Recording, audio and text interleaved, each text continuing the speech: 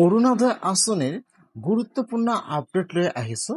সেইটো আপডেট হ'ল আপোনালোকে এইবাৰ কিন্তু অৰুণোদয় আঁচনি পইচা পাবলৈ হ'লে আপোনালোকৰ EKYC কৰিব লাগিব বা আপোনালোকৰ EKYC ভেৰিফাই থাকিব লাগিব।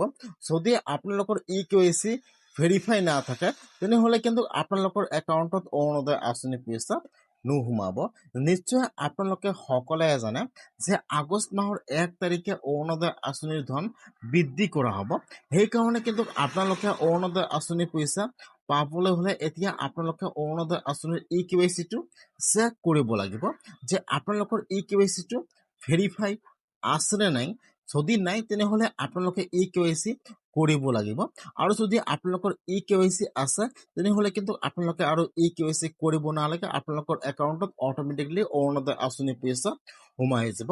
আজি কিন্তু অৰুণোদয় আঁচনিৰ কেইবাটাও গুৰুত্বপূৰ্ণ আপডেট আহি গৈছে। অৰুণোদয় আঁচনিৰ EKYC কৰিব লাগিব, নহ'লে কিন্তু আপোনালোকৰ একাউণ্টত অৰুণোদয় আঁচনি পইচা নোসোমাব। আৰু যিসকলে অৰুণোদয় আঁচনি পইচা প্ৰতি মাহে লাভ কৰি আছে, এইবাৰ কিন্তু অৰুণোদয় আঁচনিৰ লিষ্টৰ পৰা বহুতো মানুহৰ নাম কৰ্তন হৈ গৈছে। এইবাৰ কিন্তু বহুতে মানুহে অৰুণোদয় আঁচনি পইচা লাভ নকৰিব।